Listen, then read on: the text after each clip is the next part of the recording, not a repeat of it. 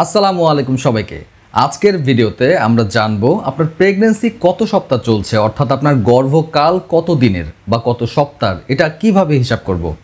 ডেলিভারির সম্ভাব্য তারিখ বা ইডিডি এটা কিভাবে ক্যালকুলেট করতে হয় এবং এই যে প্রেগন্যান্সি কত সপ্তাহ চলছে এটা জানা আমাদের জন্য কেন জরুরি।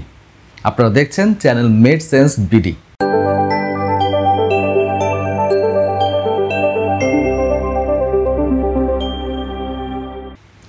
মনে করেন আপনার মাসিক স্টার্ট হয়েছিল জুলাইয়ের 1 তারিখে, আপনি প্রেগন্যান্সি টেস্ট করলেন জুলাইয়ের 30 তারিখে এবং পজিটিভ পেলেন।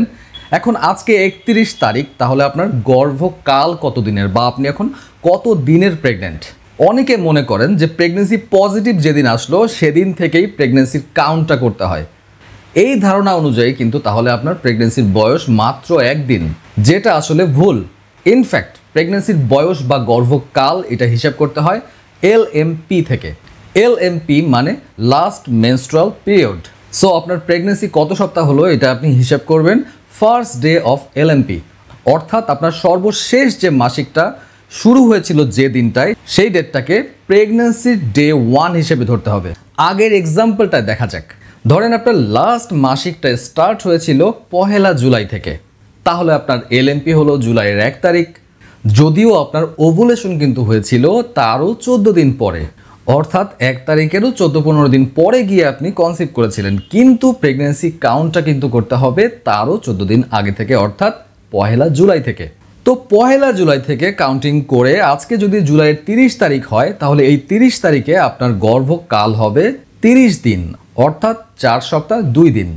এই পর্যন্ত যদি বুঝে থাকি, তাহলে এখন আসি সম্ভাব্য ডেলিভারির তারিখ বা ইডিডি, এটা কিভাবে হিসাব করে বের করতে হয়। এই ইডিডি বের করা যায় টোটাল 2 ভাবে। একটা হচ্ছে ম্যানুয়াল পদ্ধতিতে, অর্থাৎ আপনার এলএমপি দিয়ে হিসেব করে বের করবেন, এবং দ্বিতীয় পদ্ধতিটা হচ্ছে আলট্রাসনোগ্রাম স্ক্যানের মাধ্যমে। ম্যানুয়ালি কাউন্টটা কিভাবে করব? এর জন্য অবশ্যই আপনাকে এলএমপির ডেটটা জানতে হবে, অর্থাৎ আপনার সর্বশেষ মাসিক শুরুর ডেটটা আপনাকে অবশ্যই জানতে হবে।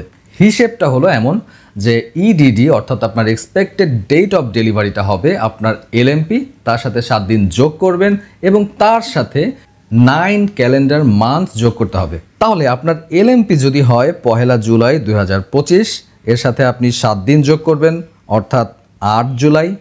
এর পরের সাথে 9 ক্যালেন্ডার মান্থ যোগ করে আসবে 8 এপ্রিল 2026।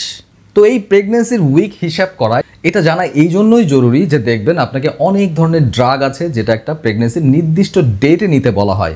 অনেক টেস্ট আছে, আলট্রাসোনোগ্রাম আছে, যেটা আপনাকে প্রেগন্যান্সির একটা নির্দিষ্ট সপ্তাহ উল্লেখ করে ডক্টর আপনাকে বলবেন যে অমুক সপ্তাহে এই টেস্টটা করতে হবে।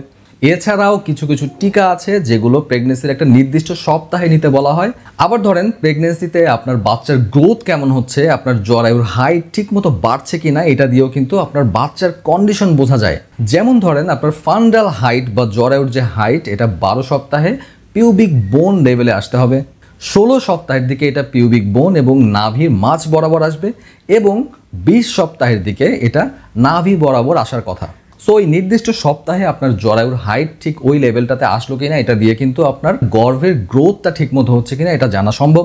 সো এখানেও কিন্তু আপনার প্রেগন্যান্সি কত সপ্তাহ চলছে এটা জানতেই হবে। তো এখন প্রশ্ন হলো, এই যে এলএমপি দিয়ে ম্যানুয়ালি কাউন্ট করে আপনার সম্ভাব্য ডেলিভারির তারিখটা বের করা হলো, এটা কতটুকু অ্যাকিউরেট? এটা কি হুবহু অ্যাকিউরেট? না, এটা হুবহু অ্যাকিউরেট না, কিছু দিন আগে পিছে হতেই পারে।